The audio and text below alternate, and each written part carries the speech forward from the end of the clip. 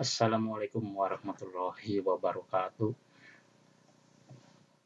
Selamat bertemu kembali dengan Bapak di pembelajaran IPS semester 2. Untuk materi kali ini, kita akan membahas materi tentang perdagangan internasional.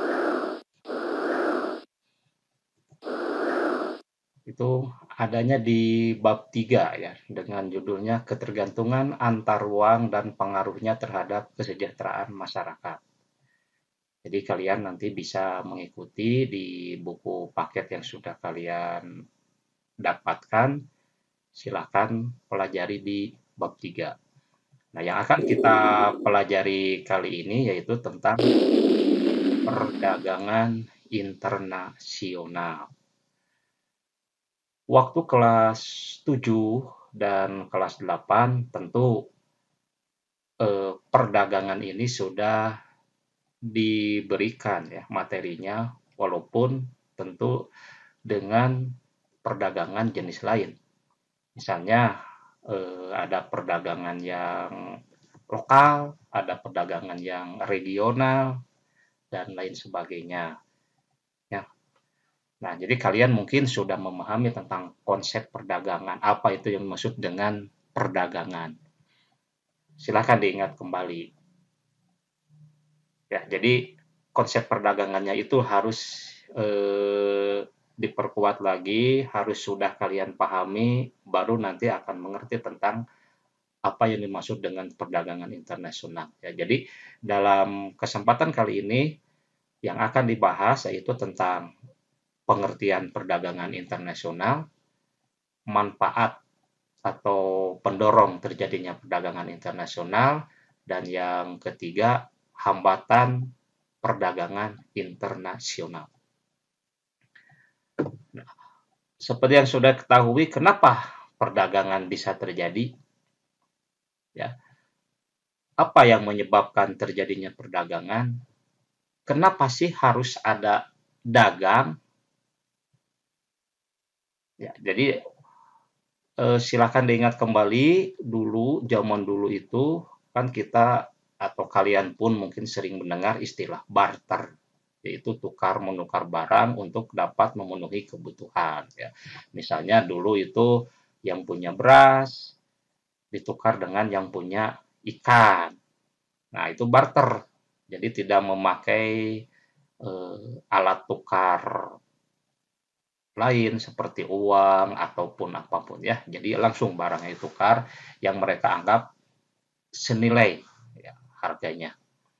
Nah, seiring perkembangan zaman lalu muncullah alat tukar dan sampai saat ini yang digunakan oleh manusia termasuk oleh negara yaitu berupa uang. Ya. Nah, jadi perdagangan itu waktu kelas 7-8 kan kalian mempelajarinya itu ada perdagangan yang lokal saja ya, yang lokal itu misalnya satu daerah ke daerah lain dalam satu negara. Terus ada yang regional, misalnya satu kawasan ASEAN atau Uni Eropa. Nah, itu jadi negara-negara tertentu yang melakukan perdagangannya. Nah, kalau sekarang itu internasional berarti dengan berbagai negara di seluruh dunia bisa dilakukan kalau memang mau negara tersebut. Ya itu ya, jadi perdagangan itu tidak hanya dilakukan dalam satu negara, tetapi ada juga yang dilakukan antar negara. Kenapa? Karena ini sama konsepnya dengan perdagangan yang lokal itu. Karena setiap negara tidak bisa memenuhi kebutuhan warganya sendiri. Kalau dulu kan setiap manusia, setiap individu tidak bisa memenuhi kebutuhannya sendiri, maka harus didatangkan atau harus mendapatkannya dengan melakukan tukar menukar barang, barter atau jual beli barang yang disebut dengan perdagangan itu dengan orang lain atau dengan daerah lain ya. Dulu itu sudah ya kalian pelajari. Sekarang kita ke yang lebih luas lagi, internasional. Jadi tadi saya sebutkan bahwa setiap negara tidak bisa memenuhi kebutuhan negaranya sendiri. Tidak ada sekelas Amerika yang disebut negara adikuasa, negara adidaya, pun tidak bisa memenuhi kebutuhan warganya sendiri. Mereka tetap harus mendatangkan barang dari negara lain. Setiap negara ya, termasuk Indonesia pasti. Contoh, Amerika mendatangkan apa dari negara lain? Contohnya tekstil, kain, itu dari Indonesia. Contoh lain, barang-barang mineral, minyak, mereka mendatangkan dari negara Timur Tengah, ya, dari Arab Saudi, dari Uni Emirat Arab. Terus barang-barang lain. Jepang pun yang negaranya maju juga mendatangkan barang-barang mineralnya dari negara lain, termasuk dari Indonesia. Ya, jadi karena mereka tidak bisa memenuhi kebutuhannya sendiri, maka mereka atau setiap negara melakukan perdagangan dengan negara lain untuk tujuannya memenuhi kebutuhan yang dibutuhkan oleh warganya, oleh negaranya. Jadi itu ya harus dipahami dulu kenapa sih terjadi perdagangan. Jadi konsepnya sama, mau lokal, mau regional, mau internasional, latar belakangnya sama. Karena tidak mungkin bisa memenuhi kebutuhannya sendiri. Untuk memenuhinya maka harus didatangkan dari daerah lain, dari negara lain. Itu konsepnya ya. Silakan diingat lagi, diperkuat lagi. Nah ini tadi satu contohnya ya, Amerika itu tidak bisa memenuhi kebutuhan sendiri, maka mereka pun mendatangkan dari negara lain. Contohnya tadi minyak ya, minyak bumi itu dari negara Timur Tengah. Begitupun negara Timur Tengah, contohnya Arab Saudi, mereka mendatangkan barang dari negara lain, tapi bukan minyak. Barang lainnya itu banyak kan, ya bisa alat elektronik, bisa kendaraan, mobil misalnya, atau motor dan lain sebagainya. Nah itu ya, jadi itu latar belakang kenapa terjadinya perdagangan internasional.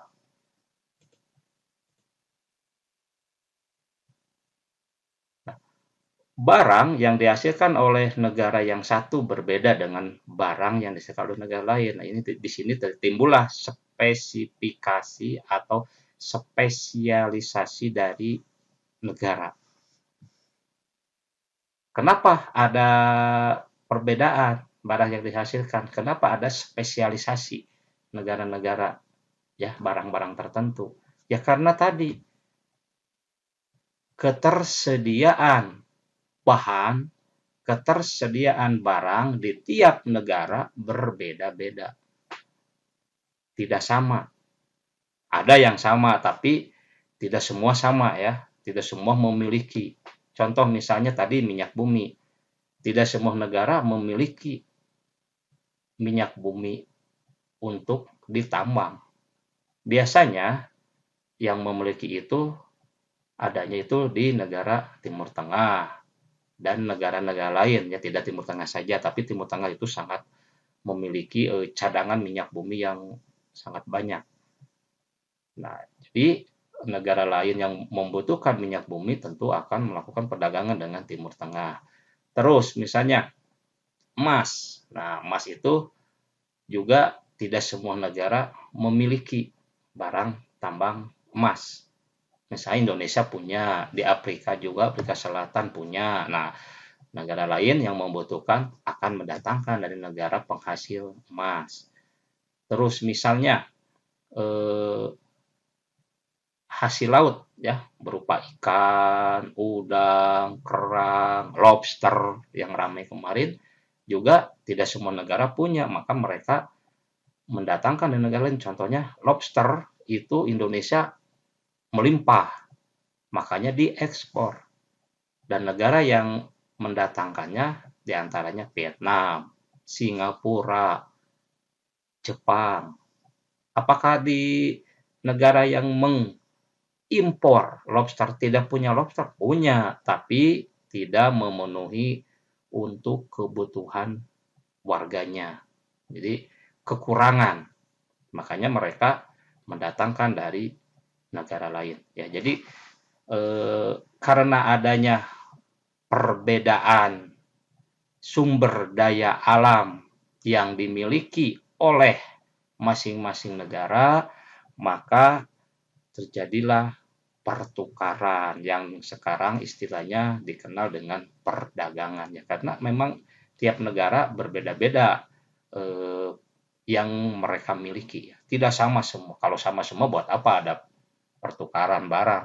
Buat apa ada perdagangan? Beda ya. Kalian silahkan cari lah.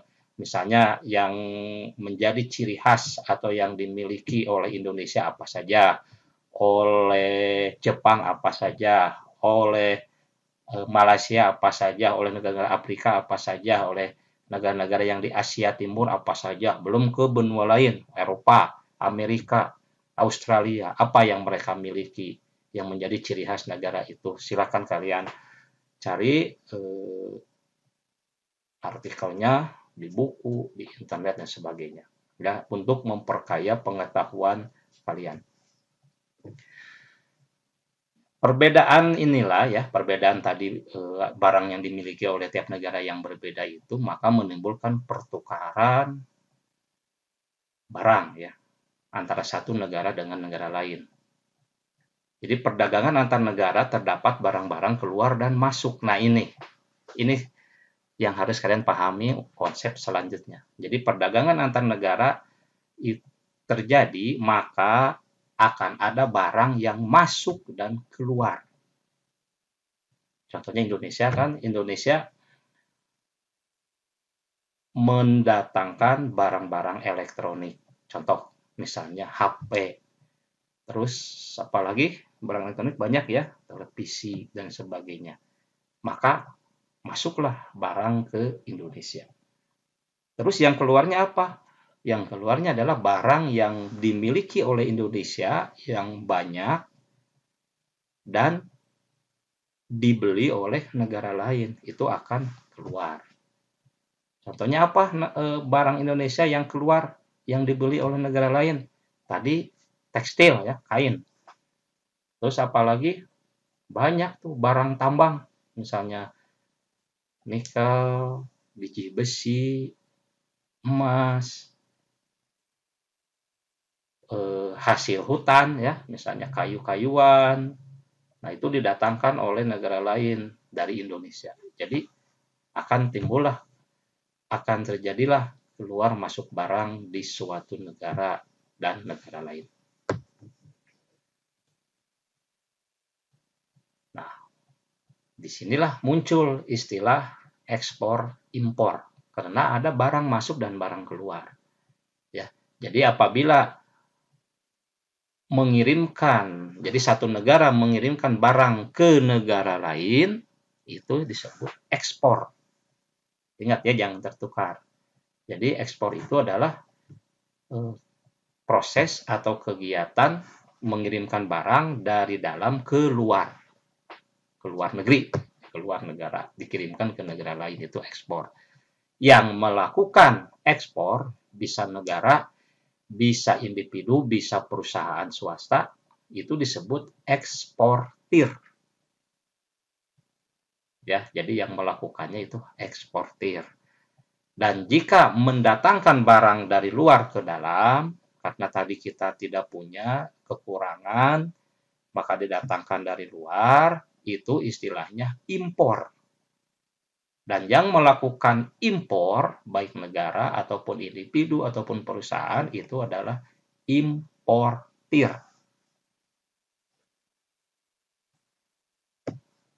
Ya itu ya. Jadi ada ekspor, ada eksportir, ada impor, ada importir. Jangan tertukar. Ya. Nah, setelah kalian mendengarkan dan memahami tadi yang sudah dijelaskan oleh Bapak dan yang sudah kalian baca tentunya, lalu apa sih yang disebut dengan perdagangan internasional itu? apa pengertian dari perdagangan internasional? Silahkan pendapat kalian ya ditulis, kemukakan nanti menurut kalian perdagangan internasional itu apa? Apakah boleh beda? Ya silakan, itu kan pendapat kalian. Yang penting maksudnya ya sama, walaupun mungkin kata-katanya beda, tapi yang diharapkan itu maksudnya sama, tidak menyimpang dari maksud perdagangan internasional itu sendiri. Ya, jadi silakan kalian tulis ya arti dari perdagangan internasional itu apa, tulis di buku catatan IPS pengertiannya yang kalian pahami. Lalu nanti samakan dengan ada yang di buku, apakah maknanya, apakah maksudnya sama atau tidak. Kalau sama berarti kalian sudah paham, walaupun beda kata-katanya ya, itu tidak jadi masalah ya. Kita lanjutkan ya. Jadi di sini pengertian perdagangan internasional. Nah ini secara umum ya, secara umum perdagangan internasional itu adalah proses pertukaran barang dan jasa antara dua negara atau lebih dengan tujuan mendapatkan keuntungan atau laba. Tadi kan dari awal sudah dijelaskan ya, adanya tukar menukar barang dan jasa kalau sekarang ya. Jadi barang dan jasa. Kalian pasti tahu kan apa bedanya barang dan jasa. Itu sudah sih dari kelas 7, kelas 8 pun dibahas. Sekarang pun tentu akan mengikuti. Jadi materi-materi yang kelas 7 8 itu sebenarnya konsepnya harus kalian pahami. Karena itu akan terus dibahas sampai nanti ya. Bukan di kelas 9 saja, nanti di SMA, perguruan tinggi, itu konsep tersebut akan terus digali ya, didalami. Nah, jadi perdagangan internasional itu ya itu proses pertukaran barang dan jasa. Karena internasional berarti antara negara. Bisa dua, bisa lebih.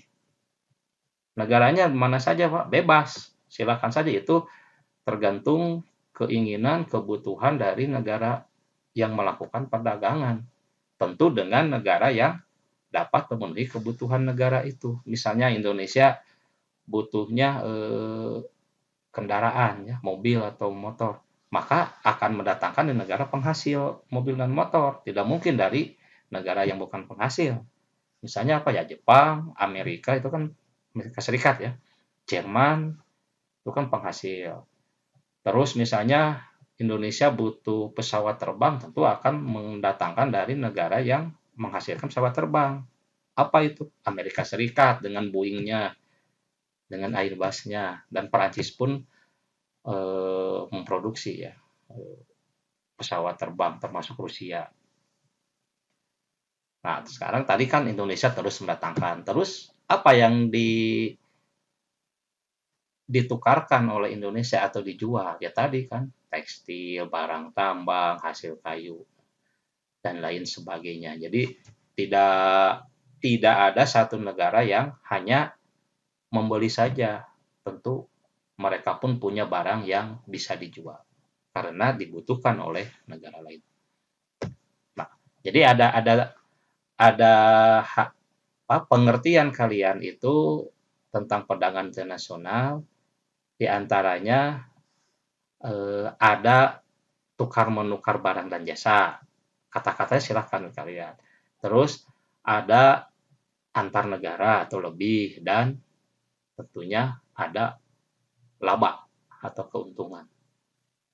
Tentu kan kalau dagang itu ingin mendapatkan keuntungan, kalau rugi ya bukan dagang namanya ya. Nah, jadi silakan tadi disamakan dengan hasil yang kalian tulis tentang pengertian perdagangan internasional dengan yang ditampilkan oleh Bapak ini, apakah maknanya atau tujuannya atau maksudnya sama atau tidak ya. Silakan. Jika lagi Bapak tidak akan mempermasalahkan pengertian perdagangan internasional itu harus sama persis seperti ini kata-katanya saja, tidak. Yang penting maksudnya, maknanya sama.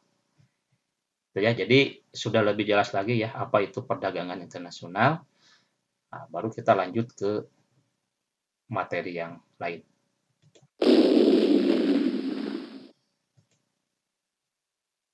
Nah, faktor pendorong terjadinya perdagangan internasional. Ya, faktor pendorong atau penyebab, mulai lah silakan. Kenapa sih perdagangan internasional bisa terjadi? Nah, itu faktor pendorong. Tadi sudah sebagian dibahas ya, walaupun tidak secara khusus. Sekarang ini yang pertama adalah perbedaan sumber daya alam yang dimiliki oleh setiap negara. Sudah jelas ya. Jadi karena adanya perbedaan sumber daya alam, maka muncullah tukar menukar barang atau perdagangan antar negara. Kalau sama tidak mungkin kan, buat apa? Misalnya Indonesia punya hasil laut, Jepang punya hasil laut juga. Kenapa harus tukar menukar dengan Jepang hasil lautnya? Sudah saja manfaatkan di negara sendiri. Atau impor ke negara lain yang hasil lautnya tidak ada atau kurang. Banyak ya. Silakan kalian cari negara yang tidak punya laut, tidak punya garis pantai, ada itu negara yang terletak di tengah-tengah benua misalnya. Itu kan ada. Mereka pasti mendatangkan dari negara penghasil hasil laut ya, misalnya ikan ya, atau yang kurang maka didatangkan dari negara lain.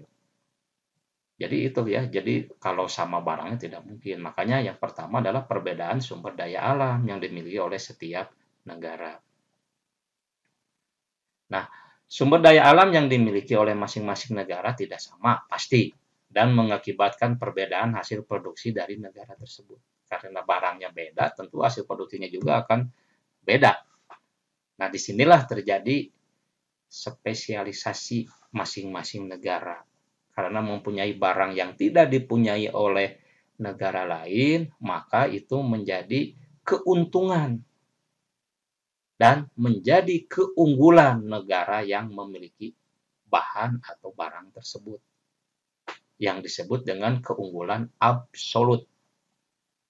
Apa itu? Nah itu ya. Jadi keunggulan absolut itu adalah kemampuan satu negara untuk memproduksi barang atau jasa yang tidak dapat diproduksi oleh negara lain. Itu keunggulan absolut. Jadi hanya negara tersebut yang bisa membuat, yang punya. Apakah negara lain ada yang punya? Mungkin ada, tapi tidak banyak. Contoh tadi kan keunggulan absolut, misalnya Amerika Serikat itu pesawat Boeing. Itu keunggulan absolut Amerika Serikat. Maka setiap negara itu akan membeli ke perusahaan Boeing di Amerika Serikat. Karena hanya Amerika yang punya pesawat itu. Apa negara lain tidak ada yang membuat? Ada, tapi beda kan. Beda tipe, beda produksi pesawatnya. Indonesia punya. Contohnya apa? Ya, yang gampang saja lah ya. Batik. Nah, Indonesia itu punya keunggulan batik dan sudah dikenal oleh negara-negara lain. Makanya negara lain mendatangkan dari Indonesia atau Indonesia mempromosikan ke negara lain. Apakah batik saja? Banyak. Silakan kalian cari ya keunggulan-keunggulan dari berbagai negara. Jepang apa? Inggris apa? Banyak ya, termasuk Indonesia apa. Kan cari banyak gitu. Jadi masing-masing negara mengembangkan keunggulannya sendiri-sendiri. Untuk apa sih dikembangkan? Untuk apa sih diciptakan keunggulan? Ya supaya mempunyai daya tarik dan bisa dijual, mempunyai harga jual yang tinggi. Ya, kalau jadi kan biasanya kalau yang hanya satu saja yang punya, tidak ada di tempat lain, itu pasti akan datang, akan memesannya dari tempat itu. Itu kan menguntungkan buat negara tersebut ya. Contohnya Jepang dengan alat elektroniknya, Cina sekarang dengan HP-nya, ya kemana-mana itu kan. Apakah negara lain tidak bisa memproduksi HP? Bisa, tapi Cina punya keunggulan. Apa itu? Silakan dicari ya keunggulan HP-HP Cina kok kenapa sekarang bisa mendunia. Padahal dulu HP Cina itu tidak banyak yang mau karena kualitasnya katanya jelek dan sebagainya. Tapi sekarang menguasai. Gitu. Jadi keunggulan-keunggulan itu terus akan diciptakan oleh berbagai negara supaya bisa mendapatkan devisa bagi negara tersebut menjadi ciri khasnya ya. Misalkan cari ya banyak gitu ya. Tiap negara mempunyai keunggulan masing-masing. Yang selanjutnya, kedua, perbedaan tingkat kualitas sumber daya manusia. Jelas sekali ya. Selain sumber daya alam, tentu sumber daya manusia yang berbeda akan mendorong terjadinya perdagangan internasional. Contohnya apa, Pak? Ya, tadi kan kita bahas Jepang ya. Jepang itu sumber daya alamnya tidak banyak, sedikit dan tidak mempunyai tidak apa ya, jenisnya itu sedikit. Punya Jepang tapi jenis sedikit dan tidak melimpah. Tapi mereka mempunyai keunggulan dari sumber daya manusia, makanya mereka bisa menghasilkan barang-barang yang dibutuhkan oleh negara lain. Karena sumber daya manusianya yang berkualitas. Ya, contohnya kan tadi ya alat elektronik, otomotif, robot, dan lain sebagainya mereka ciptakan. Terus kereta api cepat itu kan mereka juga menciptakan termasuk yang pertama ya salah satu yang pertama kan banyak lah lagi ya. Jadi karena sumber daya manusianya tinggi, berkualitas, walaupun sumber daya alamnya sedikit, mereka tetap bisa menjadi negara yang maju. Kan sumber daya alam bisa didatangkan dari negara lain. Kalau sumber daya manusia kan bisa saja didatangkan dari lain, tapi kan berbeda ya dengan barang. Ya, kebetulan di Jepang itu sumber daya manusianya sangat tinggi sehingga mereka bisa menciptakan produk-produk yang sangat bermanfaat, yang berkualitas tinggi dan dibutuhkan oleh negara lain. Selanjutnya ketiga, perbedaan ilmu pengetahuan dan teknologi. Nah, sama ya. Ini hubungannya sih dengan sumber daya manusia juga yang kedua. Jadi perbedaan iptek akan menghasilkan barang yang bermutu dan efisien. Karena perbedaan iptek. Makanya sekarang kan teknologi-teknologi baru terus bermunculan, itu biasanya datangnya dari negara-negara yang memang sumber daya manusianya tinggi. Sehingga menghasilkan barang-barang yang terus-terusan mengalami update lebih baik lagi. Contohnya yang mudah kan tadi HP ya. HP itu kan dari dulu sampai sekarang silakan kalian ikuti, kan selalu berubah tiap tahunnya. Bahkan dalam 1 tahun itu muncul lagi HP-HP baru yang dengan teknologi yang baru juga. Ya, itu misalnya Android kan dari mulai Android apa itu sekarang sudah ke Android 11. Tentu dengan fitur-fitur yang lebih canggih lagi. Nah, itu teknologi ya, iptek teknologi. Itu dari HP saja itu satu. Belum dari misalnya teknologi mobil, misalnya kendaraan otomotif ya, itu juga terus mengalami peningkatan-peningkatan teknologinya. Motor juga sama. Silakan kalian ikuti perkembangan teknologi dari satu barang itu sangat menarik ya. Dari misalnya tadi HP, mobil, motor, rumah, pembuatan rumah kan dulu seperti apa, sekarang semakin ke sini, kenapa membuat rumah itu semakin cepat? Karena tadi bahan-bahannya sudah ditemukan teknologi baru yang efisien dan murah. Jadi tidak harus menunggu terjadinya satu rumah itu lebih lama ya, tapi mungkin sekarang lebih cepat lagi dengan bahan-bahan yang lebih cepat kering, dengan bahan-bahan yang sudah jadi, tinggal ditempel, dan lain sebagainya. Itu ilmu pengetahuan dan teknologi yang berperan di sini. Banyak ya contohnya. Selanjutnya adalah perbedaan budaya suatu bangsa. Nah, dengan berbedanya budaya, tentu setiap negara memiliki ciri khas tersendiri.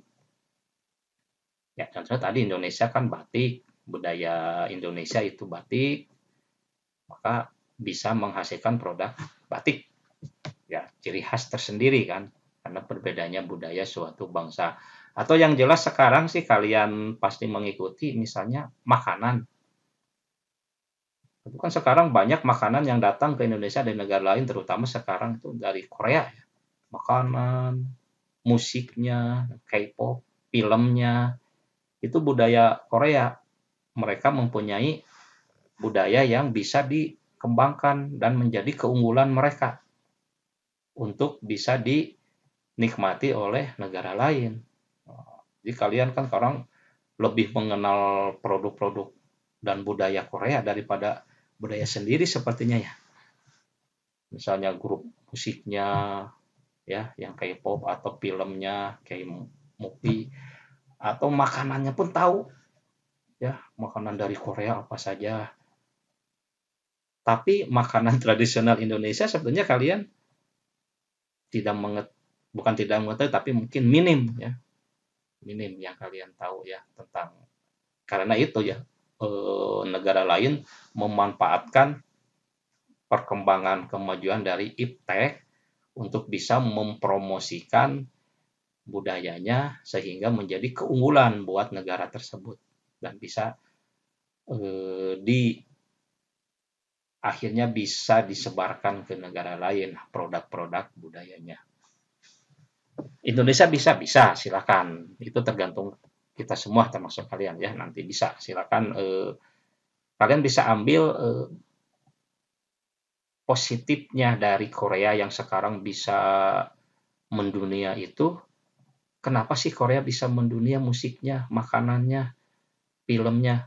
Nah, silakan kalian cari apa penyebabnya. Bisa kalian tiru untuk bisa memajukan budaya Indonesia. Jadi jangan hanya nonton saja, jangan hanya mengikuti saja, tapi harus diambil ilmu-ilmunya dari mereka. Bukan Korea saja ya, dari negara lain pun. Yang baiknya, kalau yang jeleknya ya jangan, yang tidak sesuai dengan budaya kita jangan ditiru ya.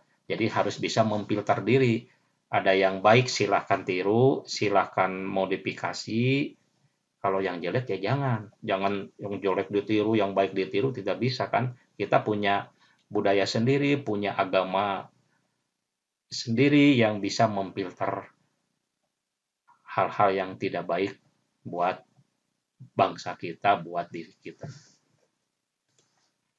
Selanjutnya, perbedaan lain yang mempengaruhi perdagangan internasional yaitu perbedaan harga barang, upah, biaya produksi, dan selera.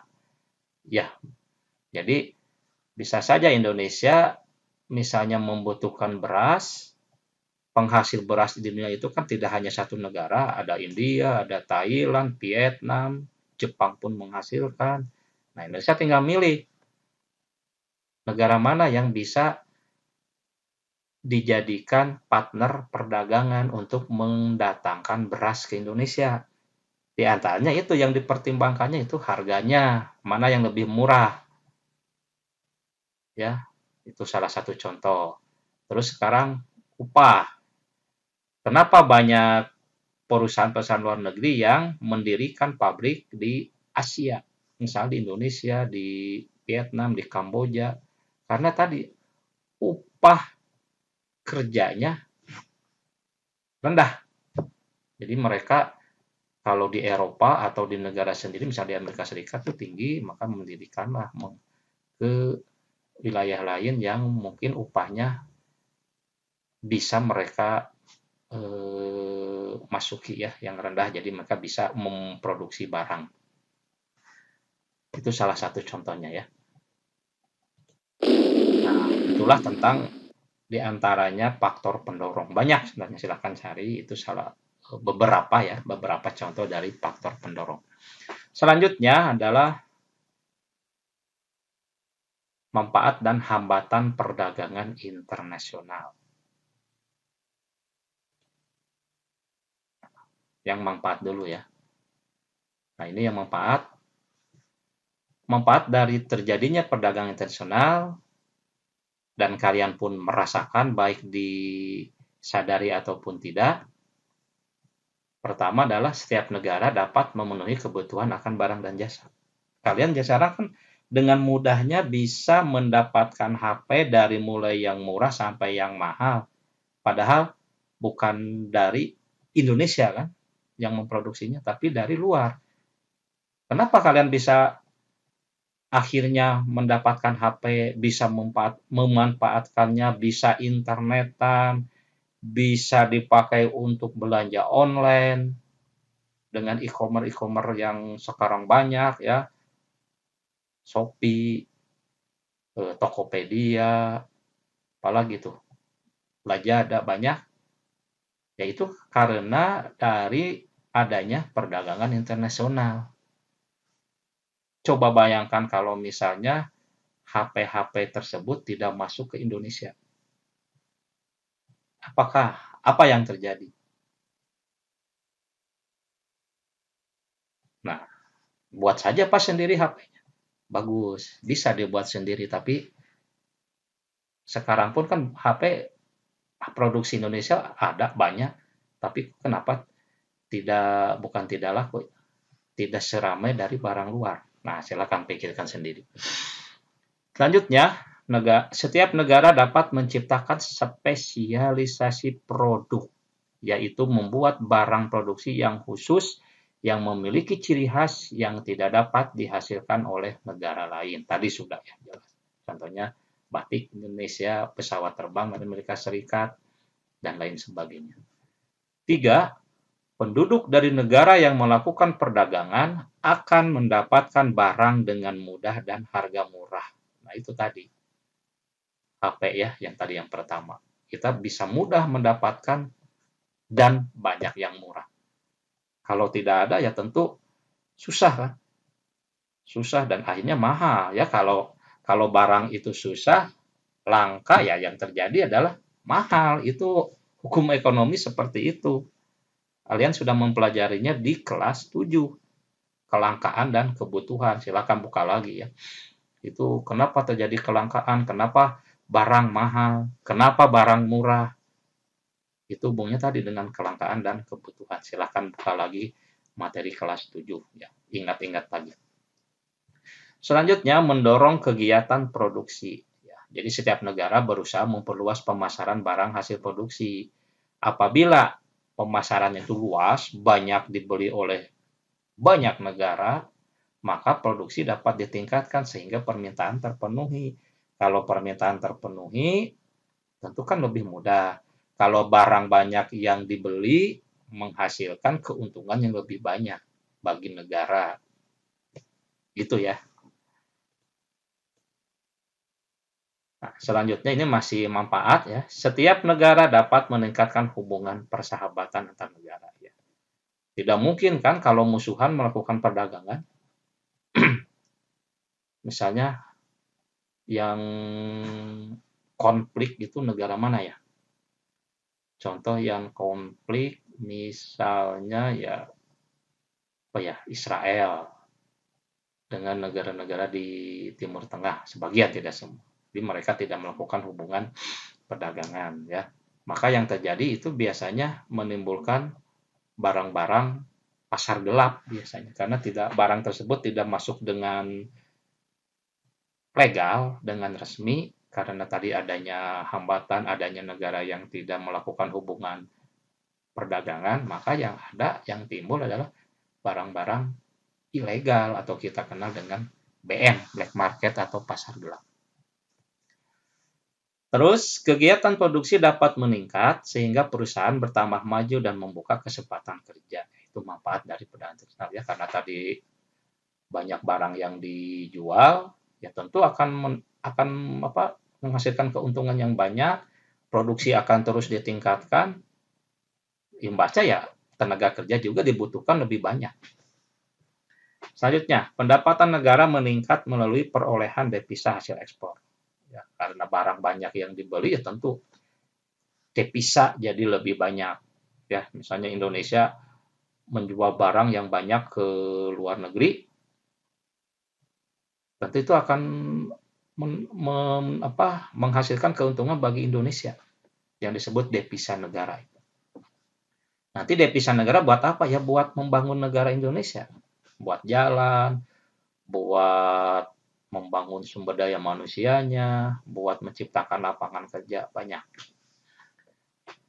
Selanjutnya, mendorong kemajuan ilmu pengetahuan dan teknologi. Ya, karena persaingan yang sangat ketat, jadi tiap negara berlomba-lomba menciptakan teknologi yang lebih baik lagi, yang lebih berkualitas. Itu akan terus. Dan terakhir, mendorong pertumbuhan ekonomi dan menyerap banyak tenaga kerja sehingga dapat mengurangi pengangguran. Ya, karena perusahaannya maju, tentu membutuhkan tenaga kerja yang lebih banyak. Itu kan mengurangi pengangguran. Karena maju juga perusahaannya, banyak dijual barang keluar, akhirnya kan ekonominya lebih membaik. Banyak orang-orang yang mempunyai penghasilan yang pasti, ya, jadi lebih membaik gitu ya ekonominya. Itu salah satu contoh saja. Sekarang yang kedua, tadi kan manfaat, yang kedua hambatan. Hambatan itu adalah cara dari satu negara untuk melindungi barang dalam negerinya. Karena semakin banyak barang dari luar, sehingga barang dalam negeri kan tidak bisa bersaing, mungkin jadi kemahalan, sehingga tidak dibeli oleh bangsanya sendiri, atau tidak bisa menjual ke negara lain. Makanya ada beberapa kebijakan dari satu negara untuk bisa membatasi barang dari luar yang masuk dan bisa supaya barang dari dalam lebih maju lagi. Istilahnya itu ya melindungi barang dari dalam negeri. Itu disebut dengan proteksi. Ya, jadi proteksi itu adalah kebijakan suatu negara untuk melindungi produk dalam negeri. Itu proteksi namanya. Ingat ya, yang tertukar. Jadi untuk melindungi produk dalam negeri itu disebutnya proteksi. Ini jadi hambatan, kenapa? Ya, jadi kan negara yang akan melakukan perdagangan jadi kesusahan, yang biasanya barangnya lancar masuk, sekarang banyak aturan, harus begini, harus seperti ini. Contohnya sekarang kan biasanya itu Amerika Serikat dan Cina ya, yang dikenal dengan istilah perang dagang itu. Jadi barang-barang dari Cina dipersulit masuk ke Amerika, begitu pun sebaliknya dari Amerika dipersulit masuk ke Cina, sehingga mereka menciptakan produk-produk sendiri akhirnya. Contoh kan misalnya di Cina apa itu ya, Google ya, Google dulu pernah dilarang, sehingga Cina menciptakan produk yang sama dengan Google ya. Terus misalnya HP pun begitu kan sekarang kemarin tuh Huawei ya, Huawei dilarang oleh masuk ke Amerika. Teknologi Amerika dilarang digunakan di Huawei. Sekarang juga sama kan Xiaomi. Xiaomi juga sama dilarang. Di apa istilahnya ya? Dilarang masuk ke Amerika. Produk teknologi Amerika pun dilarang. Sehingga kan yang Huawei itu imbasnya tidak bisa memakai Google ya, bisa memakai Google ya, tidak ada tuh di Huawei produk-produk Google. Nah, proteksi ini diantaranya ada beberapa ya, dari proteksi itu ada beberapa kebijakan dari proteksi. Satu adalah kuota, yaitu merupakan kebijakan untuk membatasi jumlah ekspor dan impor barang dari suatu negara. Ya, jadi dengan kebijakan kuota ini barang impor tertentu dibatasi jumlah dan volumenya untuk masuk ke negara yang melakukan kebijakan kuota ini. Contoh misalnya Indonesia lah, yang gampang. Indonesia melakukan kebijakan kuota, contohnya misalnya eh, bawang merah ya, bawang merah dan bawang putih itu kan dibatasi hanya misalnya beberapa ton saja yang boleh diimpor ya. Jadi negara yang akan mengekspor barang bawang merah dan bawang putih ke Indonesia tidak bisa leluasa. Itu hambatannya karena dibatasi. Jadi mereka punya barang yang banyak tapi tidak bisa diekspor ke Indonesia dengan kemauan mereka karena Indonesia menerapkan kuota. Misalnya hanya 100 ton per tahun barang bawang merah dan putih yang boleh masuk ke Indonesia. Tidak boleh lebih. Nah, sementara penghasil bawang kan itu bukan hanya 100 ton saja, itu banyak dan banyak negara penghasil. Dan maka kesulitan itu hambatan bagi mereka. Kenapa sih Indonesia menerapkan kuota? Tujuannya supaya bawang merah dan bawang putih hasil dalam negeri bisa bersaing, bisa laku. Kan saat ini barang-barang bawang merah dan bawang putih dari luar itu biasanya lebih murah dari bawang hasil dalam negeri. Nah, makanya dibatasi sehingga bawang yang ada di Indonesia terkontrol harganya, terus bawang dari dalam negeri bisa dipakai. Nah, itu salah satu contoh. Banyak ya contohnya. Yang kedua dari kebijakan proteksi yaitu tarif. Ya, biasanya itu bea masuk, bea keluar, bea impor dan ekspor, kebijakan pajak misalnya. Kebijakan tarif ini dengan tujuan yang meningkatkan devisa negara, juga dimaksudkan melindungi produk dalam negeri. Apa itu meningkatkan devisa negara? Ya begini. Jadi barang luar yang akan masuk ke Indonesia dikenakan tarif impor yang tinggi, yang mahal. Nah, ini menjadi hambatan bagi negara yang akan mengekspor barang ke Indonesia. Karena mereka itu harus mengeluarkan biaya yang lebih karena ada tarif ekspor ke Indonesia. Ya, contohnya misalnya mobil, ya, mobil atau motor yang akan masuk ke Indonesia dikenakan tarif bea impor atau pajak yang tinggi, sehingga mereka akan menjual barangnya di Indonesia tentu akan lebih mahal karena kan ada tarif eh, impor dari dari Indonesianya hingga mahal. Bagi Indonesia untung, devisa negara lebih banyak, terus produk otomotif dalam negeri akan bisa lebih bersaing. Itu kan tujuannya. Tapi hambatan bagi negara lain. Nah, kan berarti hambatan ini ke siapa ya? Ke yang melakukan perdagangan. Yang ketiga, yaitu politik dumping, yaitu kebijakan menjual barang di luar negeri lebih murah daripada di dalam negeri. Tujuannya sama, meningkatkan devisa negara.